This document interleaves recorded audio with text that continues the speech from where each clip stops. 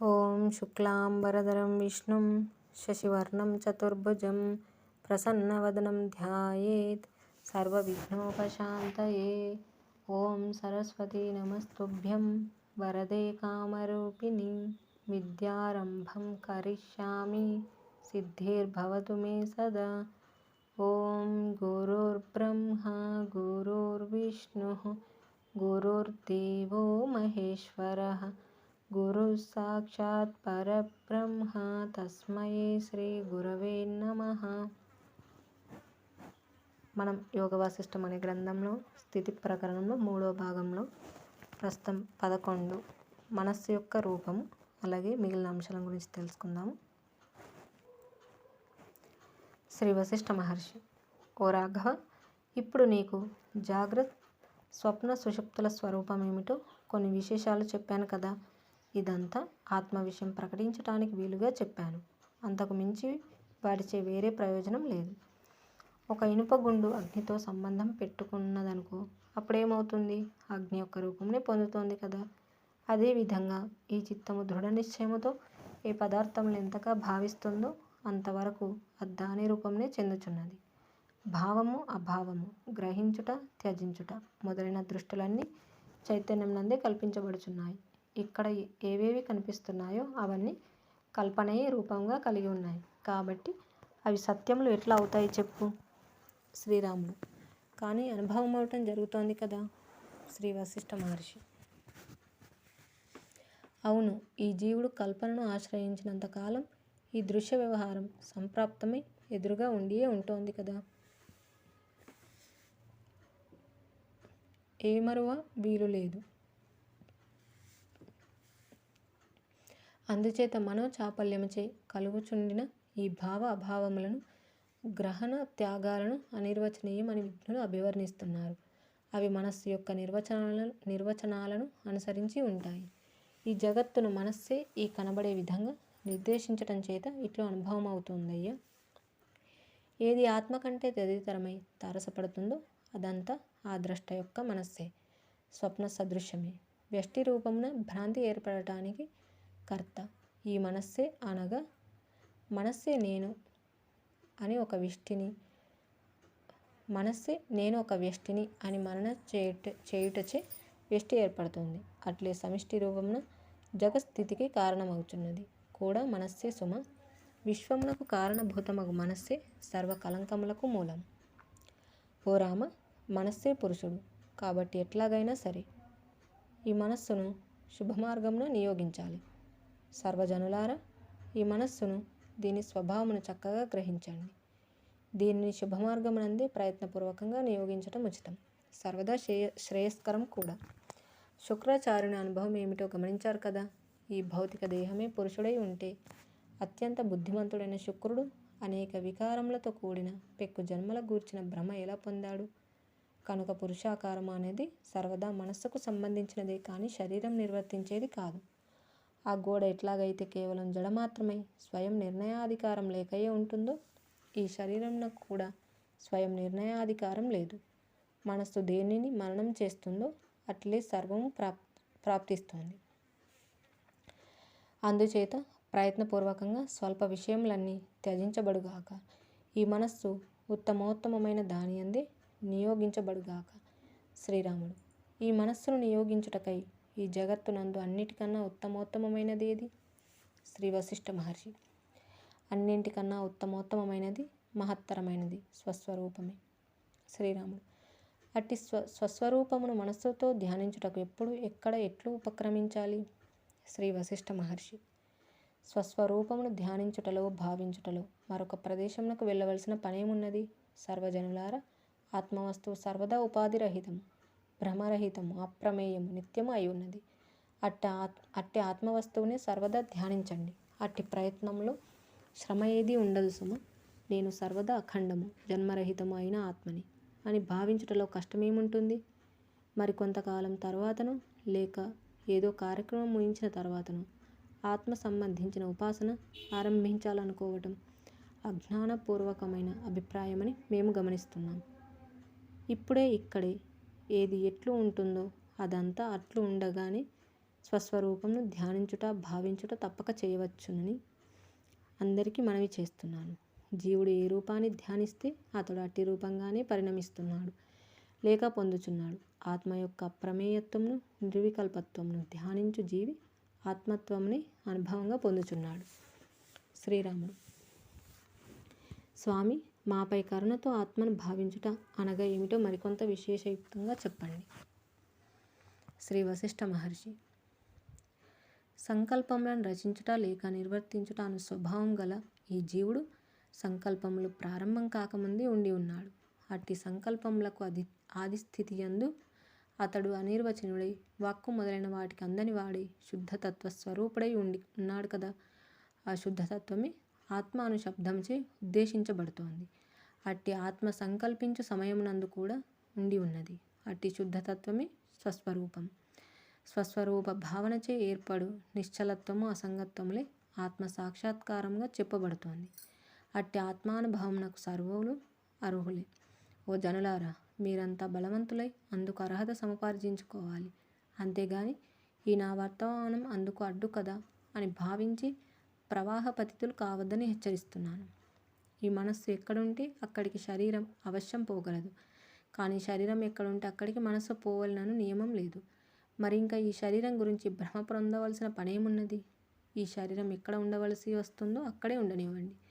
మనస్సును మాత్రం స్వస్వరూపం నందు సుస్థిరం చేయండి. ఓ రామచంద్ర, నిత్య సత్యమై ఉన్నట్టు ఆత్మవస్తు ప్రాప్తి యందు మాత్రమే నీ మనస్సు నియోగించబడుగాక. అందుచేత అసత్యంలే అయినట్టి ఈ దేహ ఇంద్రియాలను తదితర భేదపూర్వకమైన భ్రమలను నీవు త్యజించివేయి.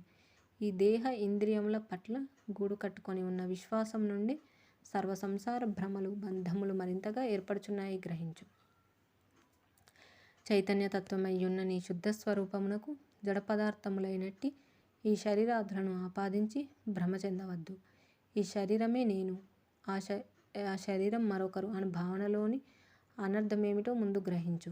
స్వస్వరూప తేజోమయుడవై ప్రకాశించుచు సర్వలోకములకు శుభప్రదుడవయ్యెదవుగాక. జై శ్రీరామ్.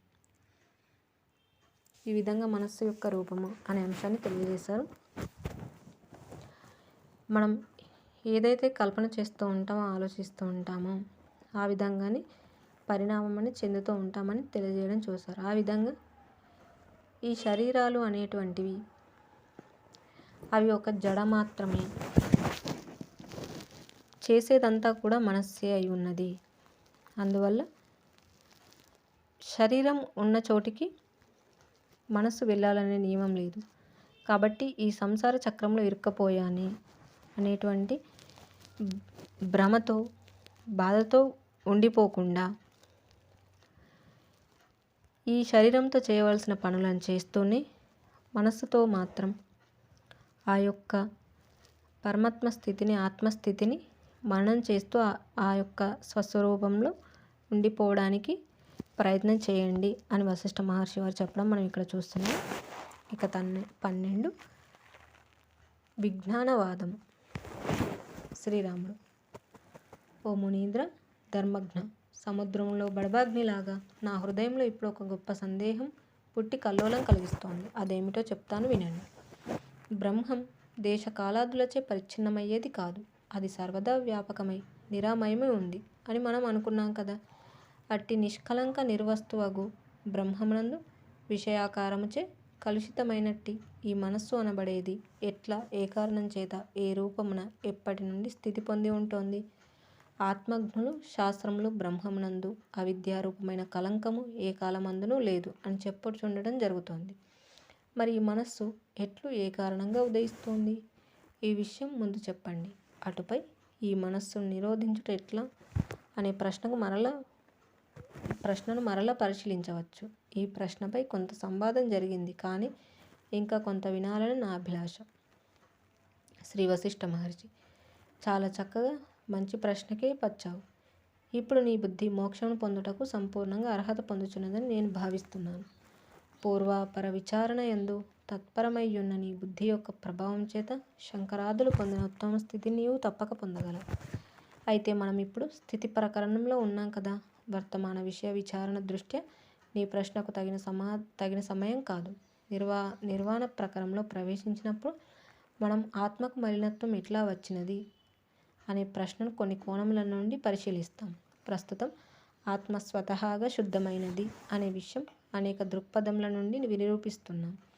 మనస్సు ఎట్లా ఉదయిస్తుంది అన్న దాని గురించి, శుద్ధాత్మ అనుభవం గురించి మనం నిర్వాణ ప్రకారంలో పరిశీలిస్తున్నప్పుడు ఈ నీ ప్రశ్న అడుగు. శుద్ధమైన ఆత్మకు దోషం ఎట్లా ప్రాప్తించింది అనే విషయం నిర్వాణ ప్రకరణంలో సవివరంగా విస్తారంగా చర్చించబోతున్నాం.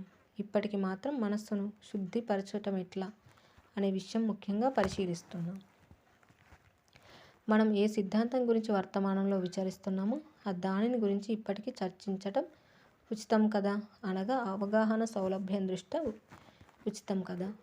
ఇప్పుడు మనం ఉత్తమమైన అవగాహన కలిగి ఉన్న మనస్సు గురించి విచారిద్దాం.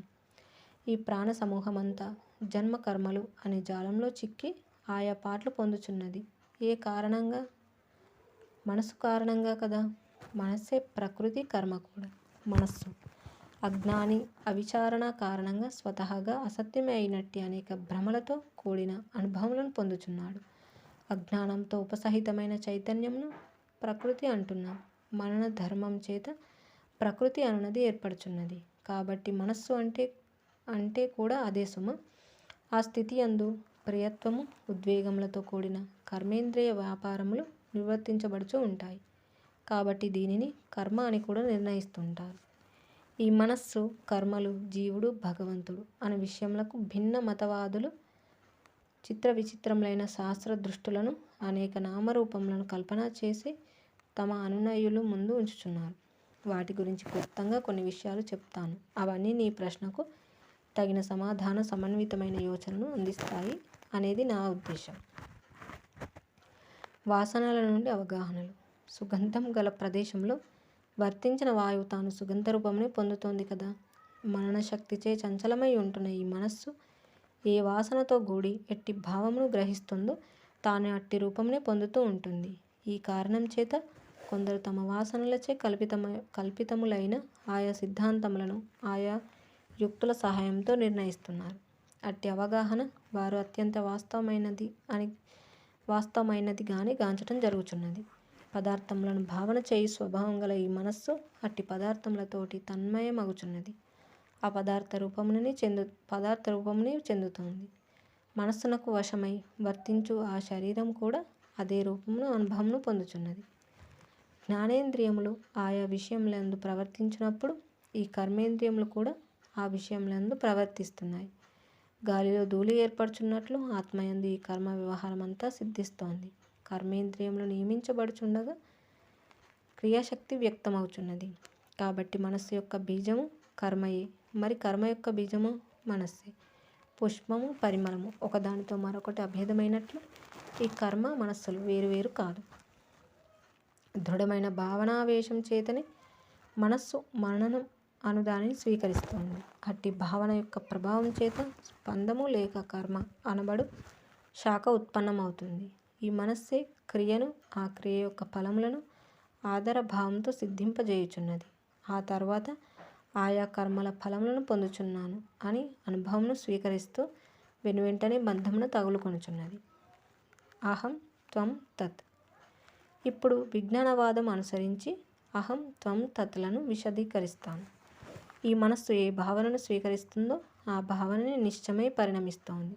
దేనినైతే ఇది శ్రేయోదాయకము, ఇది కాదు, ఇప్పుడు నేను అల్పత్వంలో ఉన్నాను, ఇట్లు వీరు చెప్పినట్లు మాత్రమే ఆచరించాలి, అప్పుడు సముద్ధరించబడగలను అను రూపంగల భావోద్వేగము ఈ జీవుడు కలిగి ఉంటాడో అది ఆ జీవునకు ఆ రీతిగానే సంప్రాప్తిస్తోంది.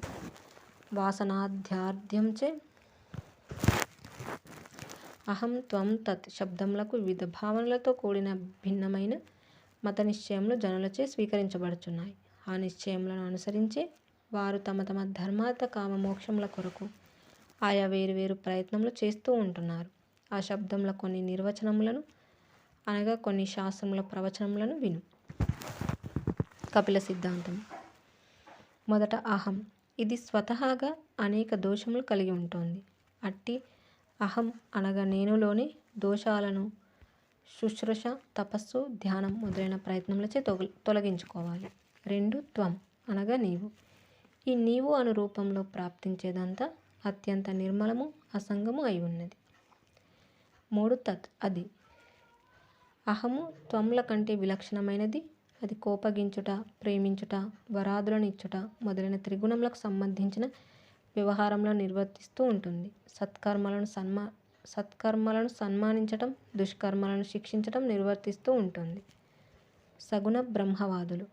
వీరు భగవంతునకు గుణములను ఆపాదిస్తూ మరల అట్టి నిశ్చయముని ధృవీకరించటం జరుగుతోంది.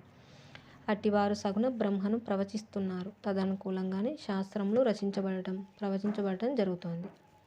అనగా ఈ జగత్తుకు ఏది ఉపాదాన కారణము అట్టి తత్ భగవంతుడు కూడా సుఖ దుఃఖ జడాత్మకమగు జగత్తు వలె త్రిగుణాత్మకమని వారిచే ప్రతిపాదించబడుతోంది. తర్వాత పరిణామవాదులు. మరికొన్ని సిద్ధాంతముల ప్రకారం ఈ జీవుడు చేసే ఆయా సాధనల యొక్క అంతిమ ప్రయోజనంగా ఈ అహం త్వంలోను త్వం వెళ్ళి తత్లోను అహం అనేది త్వంలోను త్వం వెళ్ళి తత్లోను విలీనమైపోతుంది. చివరికి తత్యే ఆద్యాంతములలో శేషించి ఉంటుంది. ఇట్లా ఇంకా ఎన్నో సిద్ధాంతాలు ప్రచారంలో ఉన్నాయి. ఇక్కడ మనం ఒక ముఖ్యమైన విషయం గమనించాలి. భిన్న సిద్ధాంతములు ప్రతిపాదించే వారిలో కొందరు మేము చెప్పేది ఉపాయం, ఇది తప్ప మరింకే విధంగానూ ఎవరికి మోక్షం లభించదు అనే నిశ్చయమును చెప్పుచున్నారు. అయితే ఆ గురువులు వారి శిష్యులందు కొంత ఏకాగ్రత ధారణ అలవడుటకు ఇట్లే అనుసరించండి అని చెప్పడం జరుగుతోంది. వారి శిష్య ప్రశిష్యుల అవగాహనలో కొంత అల్పమైన విజ్ఞాన దృష్టి ఏర్పడటం కూడా జరుగుతుంది. అప్పుడు ఒక అభిమతమును ఆశ్రయించువారు స్వసంకల్పితమైన నియమములు అని భ్రమచే ఇతర ఉపాయములను, విచారణలను, అవగాహనలను దూరం నుండి నిరసించటం, విభేదించటం జరుగుతోంది. వేరువేరు గురువులు వేరువేరు రీతులలో విధి విధానములు, నియమములు నిర్ణయిస్తూ జీవిత పరమార్థములు, జ్ఞాన విజ్ఞాన విశేషములు ప్రవచిస్తున్నారు. అయితే వారి శిష్య ప్రశిష్యులలో కొందరు పరమార్థమేమిటో మరచి కేవలం విధి విధానాలను మాత్రం అవిచారణాపూర్వకంగా ఆశ్రయిస్తూ ఇతర గురువులు చెప్పే జ్ఞాన విజ్ఞాన విశేషములను మొదలే ద్వేషించటం చేస్తున్నారు. తద్వారా కలహించుకోవటం, హింసించుకోవటం చూస్తున్నాం. ఇదంతా బాలురు, మూర్ఖులు, రాగద్వేషపూరితులు, జాత్యహంకారులు గల అగువారి వలననే అట్లు ప్రాప్తిస్తోంది. గురువులు తమ తపోధ్యానాలచే గ్రహించినది లోకక్షేమం కోరి ప్రవచిస్తుంటే అందరి జ్ఞానసారాన్ని మానవాళి అంతా గ్రహించవచ్చు, స్వవివేకముచే పరిశీలించవచ్చు. ఏ ఉత్తమ భావనను అంతరంగమున ఆశయపూర్వకంగా స్వీకరించి అందుకుగాను ప్రయత్నశీలురమవుతామో అది ఏ ప్రయత్నముల తీవ్రతను అనుసరించి ఆ రూపమైన ప్రయోజనమే ప్రాప్తిస్తూ ఉంటుంది. అందుచేత భావ ఔన్నత్యం చేతనే మనస్సు కుదుట పడగలదు. ఎప్పుడు ఒకని సర్వము ఆత్మవిన్యాసమే అనే ఆశయమునకు అనుకూలమై ఉంటుందో అది అతనికి మరింత శోభాయమానమని మా అభిప్రాయం. ఇంకా కొన్ని సిద్ధాంతములు. వేదాంతవాదులు. వీరు శృతులను అనగా వేదములను ప్రమాణంగా తీసుకొని అధ్యారోపవాద న్యాయమును అనుసరించి ఈ జగత్తంతా బ్రహ్మమే, బ్రహ్మమునకు వేరుగా ఎక్కడ ఏదీ లేదు అనే నిశ్చయమును దృఢపరచుకోవలసినదిగా ప్రవచిస్తున్నారు. అట్టి దృఢ నిశ్చయం చేతను శమధమాదులను నిరంతరం ఆశ్రయించుట చేతను సర్వోత్తమమగు ముక్తి లభించగలదు అని చెప్పుచున్నారు. అందుకు విరుద్ధమగు మరి దేని చేత కూడా ముక్తి లభించదని ప్రకటన చేస్తున్నారు. తదనుకూలంగా శాస్త్రములు ప్రవచించుతున్నారు. అయితే వారిలో కొందరు మేము నిర్ణయించుకున్న విధి నియమములు మాత్రమే వాస్తవము, తదితర విషయములేవి మోక్ష సాధకములు కావు అనున్నది వాదనాపూర్వకంగా ప్రకటిస్తున్నారు. కనుకనే ఇంతలోనే అభేద దృష్టి నుండి చ్యుతి పొందటం జరుగుతోంది. విజ్ఞానవాదులు. స్వబుద్ధి చేతను శమధమముల చేతను మాత్రమే ముక్తి లభించగలదు, మరింకే ఉపాయం లేదు అని ప్రతిపాదించుచు ఈ బుద్ధి సునిశ్చితమవుటకు గాను కొన్ని నియమ నిష్టలు చెప్పుచున్నారు. ఆ సిద్ధాంతముని గ్రంథాదుల ద్వారా ప్రకటించుచున్నారు. అర్హతాదులు. వీరు విజ్ఞానవాదమే ప్రకటిస్తున్నారు. అయితే స్వాభిమతమును అనుసరించి చిత్ర విచిత్రములైన దిగంబరత్వము, భిక్షాటనము మొదలైన ఆచారములను కల్పించి తదనుగుణంగా గ్రంథములను నిర్మించి ప్రచారం చేస్తున్నారు. ఇంకనూ మరికొన్ని సిద్ధాంతముల ప్రకారం ఈ జీవుడు బాహ్య దృష్టిచే జీవత్వము, స్వస్వరూపముచే శివత్వము వహించి ఉన్నాడు. సర్వజీవులు ఆ శివత్వం నుండి ప్రకటితమగుచున్న కిరణముల వంటి వారే అను తత్వం భావనను ప్రకటిస్తున్నాయి. చూచావా, ఇక్కడ మనం దృష్టాంతం కొరకు 2-3 సిద్ధాంతములను సంగ్రహంగా చెప్పుకున్నాం. వాస్తవానికి అనేక విచిత్రములైన సిద్ధాంతములు అనగా భగవంతుని గురించిన అవగాహనలు భగవద్ అన్వేషకులచే ఆశ్రయించబడుచున్నాయి. మరికొందరు అన్వేషకులు తమ యొక్క అవగాహనను, స్వవివేకమును, పరిశీలనను పక్కకు పెట్టి ఇక కేవలం తదితర సిద్ధాంతములను ఖండించుటయందు, తిరస్కరించుటయందు మాత్రమే నిమగ్నమై ఉన్నారు. ఓ రాఘవ, ఏ నిమిత్తం లేకుండానే శాంతజలమునందు అనేక బుద్భుదములు ఉత్పన్నమవుతాయి కదా. అట్లే అకారణంగా అనేక నిశ్చయములను ప్రకటించు వేరువేరు శాస్త్రరీతులు, వాటిని ఉద్బోధించు గురువులు ఈ ప్రపంచంలో ఏర్పడటం జరిగింది. మరి ఇంకెన్నో శాస్త్రరీతులు ఏర్పడబోచున్నాయి. మనులన్నింటికీ సముద్రమే నిలయం కదా. వివిధ శాస్త్రరీతులన్నింటికీ మనస్సే ఉనికి పట్టు. మా గురువు చెప్పినదే వినాలి, మరి ఇంకెవరు ఏమి చెప్పినా ఎవ్వరు వినకండి అని నిర్దేశించువారు, ఇతర వాదములను, అభిప్రాయములను ద్వేషించువారు, కలహించుకొనివారు సత్వస్తువును ఎట్లా పొందేదెట్లా? ఇక్కడ ఒక రహస్యం చెప్తాను విను. వేప చేదు కాదు, చెరుకు తీపి కాదు. అట్లే చంద్రుడు శీతలం కాదు, అగ్ని ఉష్ణము కాదు. ఎవడు ఏ అనుభవంను చిరకాలంగా ఏది మధురం, ఇది అప్రియం, ఇది సుందరం, ఇది ద్వేషింపతగినది, ఇది స్వీకరించాలి, ఇది తిరస్కరించాలి అని భావన చేస్తాడు, అది అతనికి అట్లే ప్రాప్తించడం జరుగుతూ ఉంటుంది. ఆ వస్తువు ఇక ఆ రీతిగానే అనుభవం అవుతుంది. ఈ కారణం చేతనే చంద్ర, సూర్య, అగ్ని మండలములలో నివసిస్తున్న దేవతలు, యక్షులు మొదలైన జీవులకు శీతలము, ఉష్ణము మొదలైన బాధలు కలగటమే లేదు. ఈ శాస్త్రరీతులు, వాటి పట్ల ఏర్పడు రాగద్వేషాదులు అట్టివేనని జనులు గ్రహించెదరు గాక. ఓ సర్వజనులారా, జీవితం అనున్నది అత్యంత విలువైనది. అట్టి ఈ అవకాశమును ఏవేవో వాదోపవాదములతో వృధా పరుచుకొనరాదని మా ఉద్దేశం. సర్వజనుల శ్రేయోభిలాషులమైన మేము మా అభిప్రాయం ఏమిటో కూడా ప్రకటించుచున్నాం వినండి. ఈ మానవుడు స్వతహాగా ఆనందమయ స్వరూపుడే. అయితే అతని స్వస్వరూపానికి సంబంధించిన సమగ్రము, ఉత్తమము అయిన అవగాహన మరుగున పడి ఉంటుంది. అతని ఎరుక ఆయా రాగద్వేషాదులచే కప్పబడి మేఘావృతమైన ఆకాశం వలె ఉంటుంది. అందుచేత జనులు నిరతిశయ బ్రహ్మానందం కొరకే యత్నించెదరుగాక. మనస్సును బ్రహ్మమయం చేయండి, తద్వారా బ్రహ్మమే ప్రాప్తిస్తుంది. నేను సర్వదా అఖండము, నిత్యము, నిర్మలము అయిన బ్రహ్మముని అయి ఉన్నాను. నీవు, అది, జగత్తు ఇదంతా బ్రహ్మమే. అట్టి చైతన్య బ్రహ్మమే అందరియందు అంతటా ఏకస్థమై వెలుచున్నది అను భావనను ఈ మనస్సు ఆశ్రయించుగాక. అట్లు ఆశ్రయించటమే మనస్సు బ్రహ్మమయమగుట అయి ఉన్నది. ఒక బాలుడు బాటలో నడుస్తూ ఏవేవో పదార్థాలు చూచి అవి నాకు ప్రియమైనవి, అందుచేత ఇవి నాకు కావాలి అని ప్రీతిగొనుటచే అవి అవశ్యం పొందవలసినవిగా కనబడతాయి కదా. అట్లే ఈ మనస్సు కూడా అనుక్షణం అనేక పదార్థముల పట్ల ఆకర్షణ వికర్షణలను పొందుతోంది. ఫలితం ఈ జీవునికి అనేక దుఃఖ పరంపరలు వచ్చి పడుచున్నాయి. అంతు లేకుండా అసంఖ్యాకమైన జన్మలు ప్రాప్తిస్తున్నాయి. ఎప్పుడైతే మనస్సు బ్రహ్మమయం అవుతుందో ఇక తుచ్చములైన దృశ్యం యొక్క ప్రాప్తిచే జనించు సుఖదుఖములు అట్టి జీవుని ఏమాత్రం క్షోభింపజేయలేవు. ఓ రాఘవ, ఈ దృశ్యం యొక్క స్వభావం ఏమిటో సునిశ్చితంగా పరిశీలిస్తున్నావా? ఇదంతా అపవిత్రము, అజ్ఞానదాయకము, అసద్రూపము, భయహేతువు, బంధదాయకము అయి ఈ జీవునికి ప్రాప్తిస్తోంది. ఎందుచేత? ఈ జీవుడు విజ్ఞానంతో కూడిన విచారణను అలవరుచుకోకపోవడం చేతనే సుమ. అందుచేత ఈ దృశ్యమును నీవు భావనయే చేయకపోతే అది ఇంకేమి చేయగలదు చెప్పు? అసలు ద్రష్ట దృశ్యమయమగుట అనున్నదే బంధమునకు హేతువు అయినట్టి కర్మ అని బుద్ధిమంతులు చెప్పుచూ ఉంటారు. అదియే మాయ, అదియే అవిద్య కూడా. భయప్రదమగు భావన కూడా అదియే. ఒక మృగం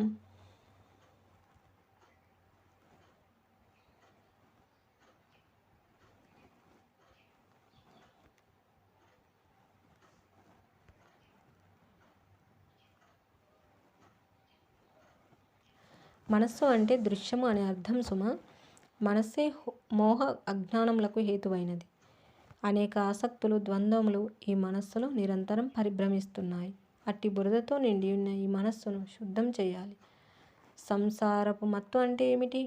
ఈ దృశ్య తన్మయత్వం అయితే స్వభావ సిద్ధంగానే ఉదయించి అనుభవం అవుతోంది. దానినే సంసారం అని అంటున్నాం. దృశ్య రూపత్వమే అవిద్య మరియు అజ్ఞానం కూడా. మేఘములచే కప్పబడిన సూర్యుడు కనిపించడు కదా. ఈ దృశ్యముచే ఆవరించబడిన ఈ జీవులు కూడా పరమశ్రేయమగు స్వస్వరూపమును దర్శించలేకున్నారు. ఈ అవిద్య ఎట్లా ఉత్పన్నమవుతోంది? ఇది సంకల్పం మాత్రం చేతనే ఉత్పన్నమవుచున్నది. ఒక బాలుడు ఆకాశంలో మేఘంల ఆకృతులను చూచి అది చెట్టు, ఆ ప్రక్కన తటాకము, అక్కడ ఒక మృగము, ఈ విధంగా ఆలాపన చేస్తాడు చూచావా? అట్లాగే ఈ దృశ్యం కూడా స్వయం కృతంగా జీవునకు ప్రాప్తిస్తోంది. శ్రీరాముడు: ఈ అవిద్య లేక దృశ్య భావన శమించేది ఎట్లా? శ్రీ వశిష్ఠ మహర్షి: సంకల్పముల కారణంగా ఏర్పడి ఉంటున్న అవిద్య నిస్సంకల్పము అనగా సంకల్పించకుండటం అని మౌనరూప ప్రయత్నముచే శమించగలదు. సంకల్పరాహిత్యంచే భావన నశిస్తుంది. అప్పుడు భావాతీతమగు స్వస్వరూపం యొక్క అనుభవం సుస్థిరమవుతోంది. పదార్థముల పట్ల, విషయముల పట్ల అసంగమమే అందుకు మార్గం. 1. సమాధి. సమాధి యొక్క దార్ఢ్యముచే, అలాగే 2. శ్రవణ మనన రూపము తత్వ విచారణచే పదార్థముల పట్ల అకృత్రిమమైన అసంగమం ఏర్పడుతోంది. సత్యదృష్టి చేకూరి అసత్య దృష్టి సన్నగిల్లుచుండగా కల్పనారాహిత్యము స్వయంగా ఏర్పడుతోంది. అట్టి నిర్వికల్పమునందు స్వచ్ఛ స్వభావయుక్తము పరమార్థము సత్యస్వరూపమైనట్టి ఆత్మభావన సంప్రాప్తించుచున్నది. ఇక్కడ మనం భావన అని అంటున్నప్పటికీ అది భావనారహితమైన స్థితి. అట్టి విషయరహిత పరమాత్మయందు వ్యక్తిత్వము కానీ అవ్యక్తిత్వము కానీ ఉండవు. విషయజనితములైన సుఖ దుఃఖాలు ఉండవు. అట్టి పరమాత్మ స్థితి జీవునిచే తన హృదయంలోనే పొందబడుచున్నది. కేవల శుద్ధ స్వభావరూపమైన హృదయమునందు మాత్రమే ఆత్మతత్వము ప్రత్యక్షమవుచున్నది. ఆత్మవస్తువు స్వయంగా అంతరంగమున అనుభవైకవేద్యమే సుమ. జై శ్రీరామ్. ఈ విధంగా మనకి విజ్ఞానవాదము అనే విషయాన్ని తెలియజేశారు. ఇందులో వివిధ రకాలుగా ఏర్పడినటువంటి సిద్ధాంతాల ద్వారా వారి శిష్యులకు వివిధ రకాలుగా బోధిస్తూ ఉంటారు అని చెప్పడం మనం చూసాం. కానీ వారు తర్కించుకోవడంతో ఖండన పరంగానే ఆగిపోతే ఇక అక్కడ బ్రహ్మత్వం అనేది ఎలా ఏర్పడుతుంది? వృధా అయిపోతుంది. అందువల్ల అలా ఒకరినొకరు ఖండించుకోవడం కాకుండా అందులో ఉన్న వాస్తవతత్వాన్ని గ్రహించాలనే విధంగా తెలియజేయడం చూసాము. అలాగే వివిధ అంశాలను తెలియజేయడం చూసాము. ఇక ఇంతటితో ముగించుకుందాము. జై శ్రీరామ్. కాయేన వాచా మనసేంద్రియైర్వా బుద్ధ్యాత్మనా వా ప్రకృతే స్వభావాత్ కరోమి యద్యత్ సకలం పరస్మై నారాయణాయేతి సమర్పయామి. స్వస్తి. ఓం తత్సత్.